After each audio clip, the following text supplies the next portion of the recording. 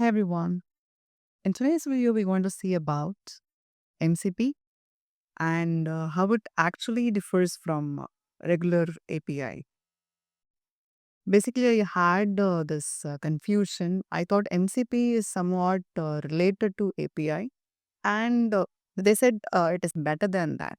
But when I came to know what is MCP, the entire definition of MCP is completely different from what I know. So I just wanted to explain the entire architecture of MCP and how it works and what all things that we can do using MCP. So let's get started with a small explanation on the architecture part. And later we'll see one use case on how MCP can actually build.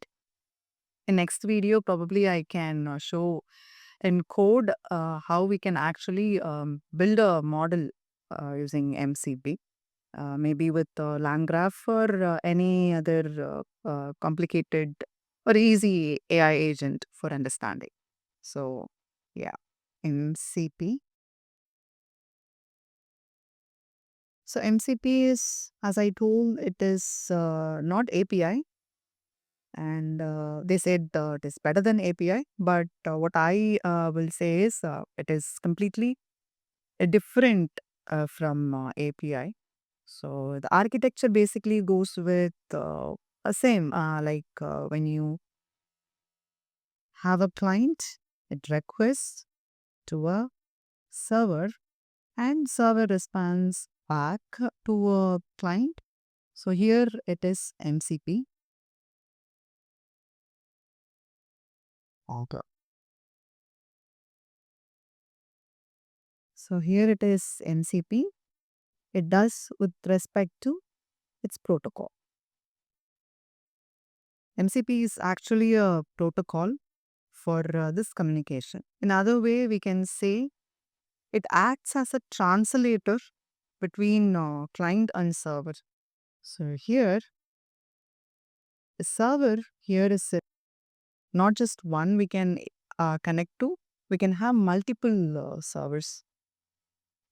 So maybe your DB, maybe your code base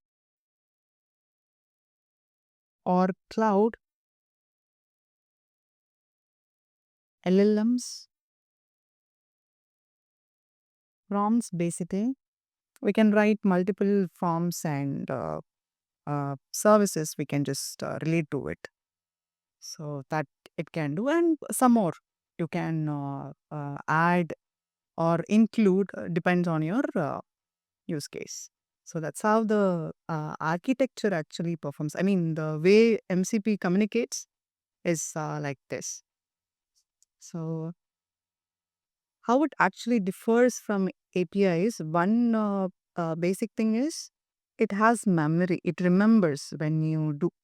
So if you are like getting request or respond from DB, when you're extracting any information from DB, it remembers what is the last information.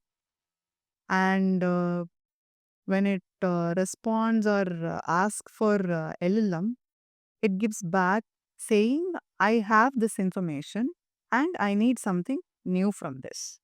So, this thing where the server basically act as a brain for these services and tools.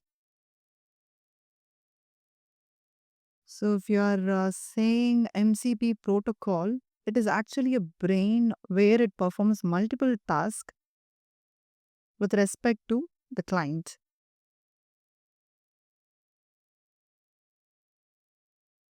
So the client, let me explain what all things that can be a client MCP. It is basically host.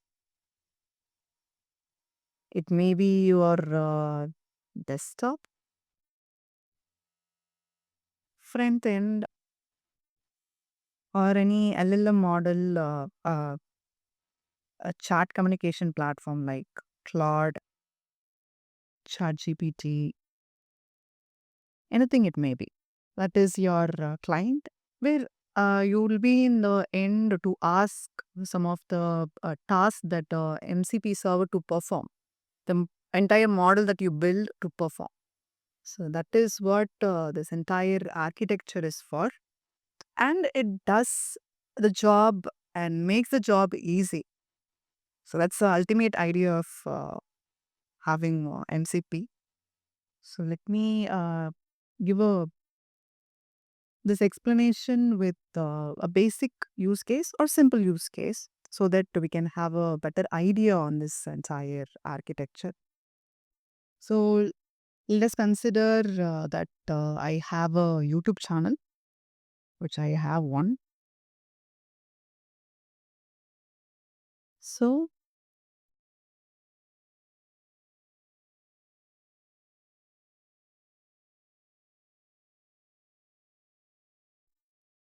I have a YouTube channel where I need to extract or respond to a comments which I get. So what I do is I get those comments, save that into a DB, and ask the LLM to perform a summarization task where it summarizes all my comments and classify it based on its priority and gives me an alert message.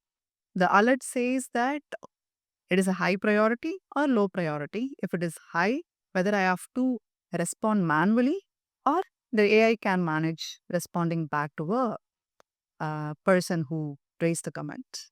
So this is my use case. Let's see like how we can build something using MCP in here.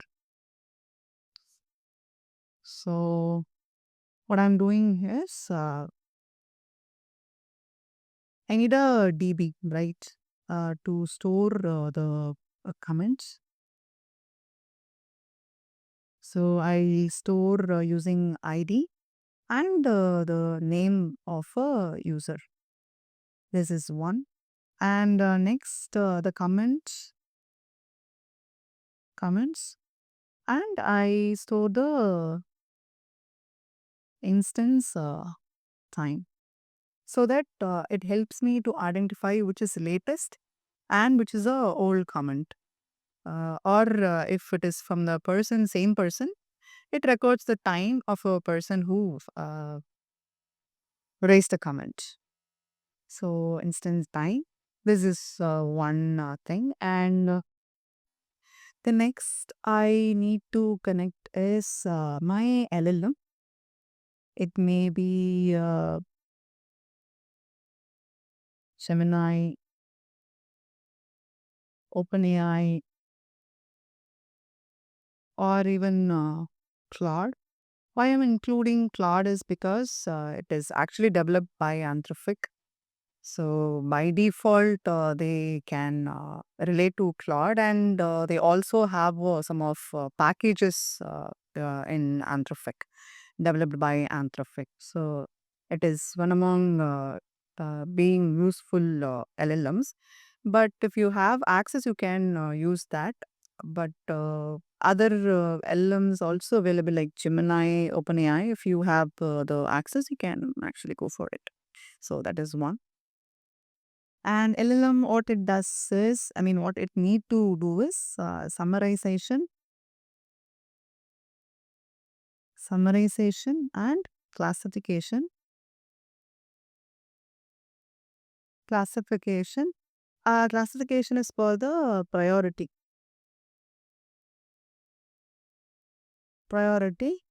and it also handles the response, which is AI respond or manual manual respond. So this is handled by LLM.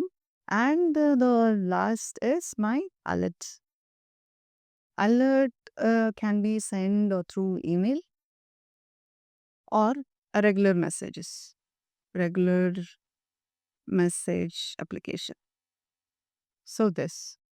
So we have like four different tools connected, that connected in the sense like we need to communicate between each other in order to achieve my goal. So each will be interconnected so that it will be easy for it to communicate between each other with the help of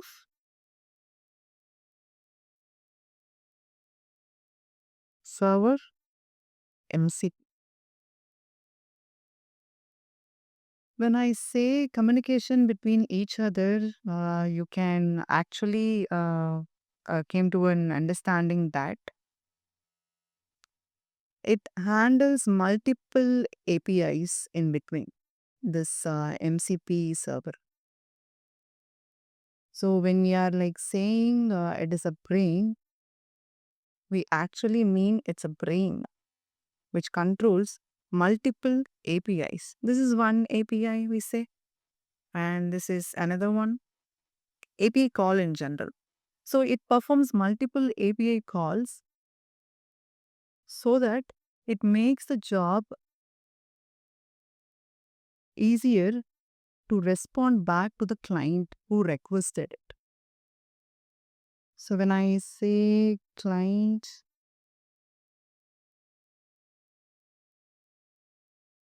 MCP, these people actually, it may be anything who can actually ask for any kind of service. Like I wanted to respond back to a latest comment. So it does the job. Like, so it asks the DB to get the information from YouTube. So this is one API call it makes for itself.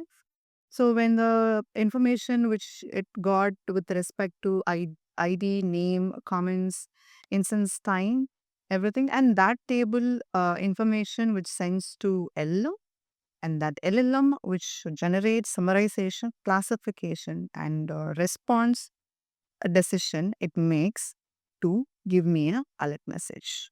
And finally, I get the respond through server.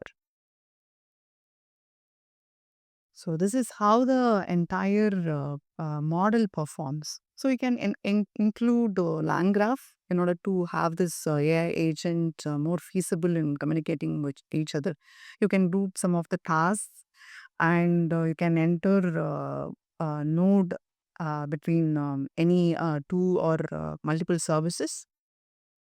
It makes the loop easier. So you can manage many services by using these kind of approach in order to have a feasible and high functional model.